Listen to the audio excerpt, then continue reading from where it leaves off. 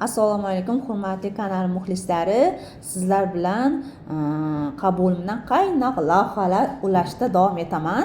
Demak, bugungi bemorimiz birinchi kelgandagi shikoyati qondagi qandni ko'tarilishi va ortiqcha vazn bilan kelgan. Umid qilamanki, ichingizlarda ham shunaqa shikoyat qiluvchilar juda ko'p. Va hozir qayta повторный konsultatsiyaga kelishdi. Ulardagi natijalar bilan bo'lishamiz. Demak, xush kelibsiz. Nima shikoyat bilan kelgansiz? Ungacha nima lecheniyalar olgansiz? Hozirgi ahvolingiz qanaqa va buni asosiy mezoni nimaga e'tibor berish kerakligi haqida ozgina demak, nima deydi, o'zingiz xulosalaringiz bilan bo'lishsiz. Ben kelganimda sahr bilan kelganman. Necha edi o'shanda? Ochiq qoringa insulin 39.7, sahr, mayli hozir ko'rsataman 8.3 chiqqan ekan. Glikerlangan gemoglobin 8.3. Ochiq qoringa 13, to'q qoringa 16 bo'lib ketardi. Oshib ketardi. Keyin vesim ham baland edi, 90 kilo edim. Ozish uchun ko'p usullardan qo'llangan. Endi ko'pchilik hozir shunaqa qiladi, kapinsa oladi, ukol oladi, hammasini olganman, lekin umuman rezultat bo'lmagan. Sizni qabulingizga kelganimdan keyin siz faqat shu to'g'ri ovqatlanishingiz kerak, keyin ko'p harakat qilishingiz kerak dedingiz. Men kam harakat qilardim, yurmasdim umuman.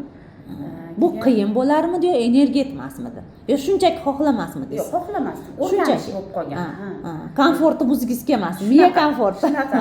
Mashinada boraman, mashinada kelaman, yurgim kelmasdi peshkom. Keyin o'zimga anaqa qildim, to'g'ri ovqatlanish yo'lga qo'ydim.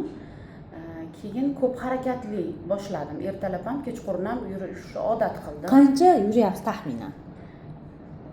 Ertalab 2,5-3,000 qadam, kechqurun ham shunaqa. Kechpayt sal ko'proq ham bo'ladi. Harakat qilaman ko'proq yurishga.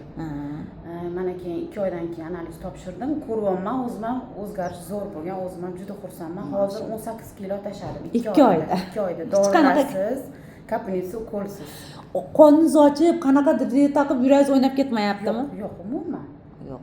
Oson ekan, harakat qilsa bo'lar ekan. Bo'lar ekan.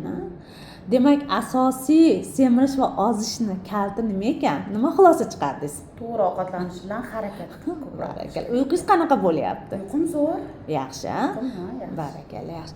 Azizlar, mana bular tahlili bilan tanishamiz. Mana kelgandagi insulinni ko'ryapsizlar, 39 bo'lgan. Mana tataga insulin har doimgidek tekshirib turaman. Beta gormonlarda ahamiyat mana glikerlangan gemoglobin mana bularda keyingi tahlillari va mana umumiy qon tahlilidagi o'zgarishlar ko'ryapsizlarmi? Albatta hali ancha ishlashimiz kerak, chunki gemoglobin past, mana ko'ryapsizlar, temir tanqisligi holati bor. Yallig'larni markolari baland chiqqan, so'yini qaylar mana 30. Xo'p, mana shular bilan hali ancha ishlashimiz kerak. Bu hammasi boshlanishi. Mana limfotitlar ham baland chiqqan va mana hozirgi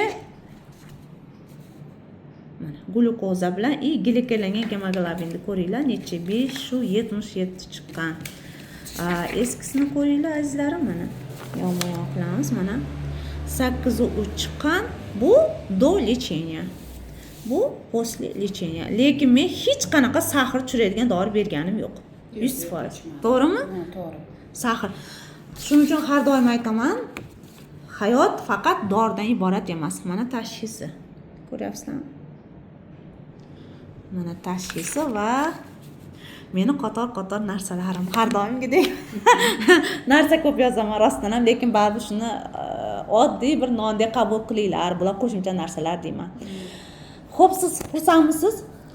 Davom etasizmi yana? Albatta, davom etaman, to'xtatmayman. Inshaalloh, yaxshi. Azizlar, sizlarda ham shu va shunga o'xshash muammolar bo'lsa, bemalol tashrif buyurishinglar mumkin.